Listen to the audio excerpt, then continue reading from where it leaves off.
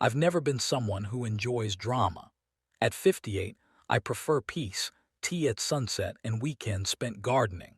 Life has taught me to choose my battles wisely. But sometimes a battle chooses you. And that's exactly what happened the evening my son-in-law decided to humiliate me in front of our entire family. It was a Saturday night, and my daughter Aisha had organized a small dinner gathering at their home. Her husband, Fahad, had recently received a promotion at work and insisted on celebrating in style. I went early to help Aisha with the preparation. She looked exhausted, juggling the cooking, the decor, and their hyperactive 5-year-old twins. As usual, Fahad strutted around giving instructions but doing none of the work. I kept my mouth shut because Aisha disliked conflict, and I didn't want to worsen things. By 8 p.m., guests filled the living room, Fahad's friends, his cousins, and a few of ours. Laughter echoed through the house as the dinner was served. I stood near the dining table, passing dishes, making sure everyone was comfortable. That's when it happened. Fahad, already loud from excitement and self-importance, suddenly clinked his glass. "Everyone a moment, please," he announced dramatically. People turned to him, expecting a speech about gratitude or career achievements. But instead, he flashed a smug smile and pointed at me. "I want to thank my mother-in-law for trying her best today," he said loudly. "Even though cooking isn't really her strength, she still helped, sort of." A few people chuckled awkwardly. Aisha's cheeks turned crimson. My heart stopped for a moment.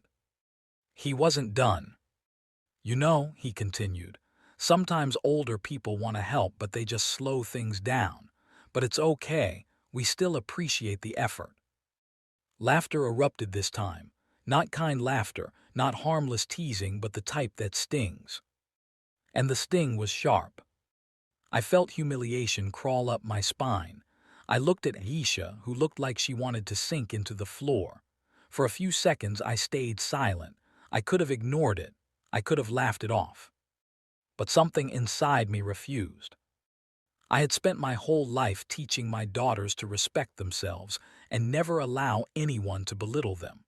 How could I stand there and allow this man, someone who should treat me like family, to ridicule me publicly? I set down the serving spoon and stepped forward. "Fahad," I said calmly, "thank you for your generous feedback." He smirked, thinking he had won. "But since you brought up age," I continued, "let me share something with everyone." The room quieted. When older people cook, we may go slow, but at least we cook. You know, with our own hands. We don't just stand around giving instructions and ordering takeout when things get difficult. Several guests exchanged looks. A few hid smiles. Fahad blinked. "What are you implying?" "Nothing, Beta," I replied sweetly. "I'm merely saying that the last time you tried making tea, the kettle burnt, and the time before that your homemade biryani was delivered by Food Panda." A ripple of laughter spread across the room. His face turned a shade of red I'd never seen. "But it's okay," I added with a shrug. "It takes maturity to admit what you lack. Not everyone has it." Even the guests who had laughed at his joke earlier now shifted uncomfortably in their seats. He opened his mouth to respond, but I raised a hand. "And let me also clear something," I said. "I didn't cook tonight. Aisha did, alone, while you were too busy telling everyone how important you are." Gasps filled the room. Aisha's eyes welled up, not from embarrassment but from relief. I had said what she never dared to. I took a step back. "So if you want to praise anyone tonight, praise your wife. She deserves it." Fahad's jaw tightened. He stood frozen, humiliated in the exact way he had tried to humiliate me. Dinner continued, but the atmosphere had changed. People now came to compliment Aisha, not Fahad. Some whispered words of support to me, and for once Fahad remained silent. After the guests left, Aisha came to me, eyes full of apology. "I'm so sorry, Amy," she whispered. "You shouldn't have been treated like that." I cupped her face gently. "Your husband needs to learn respect. That starts at home. But you embarrassed him, she said hesitantly. He embarrassed himself, I replied. I only held up a mirror. Just then Fahad entered the room. His shoulders were drooped. All that earlier arrogance had evaporated.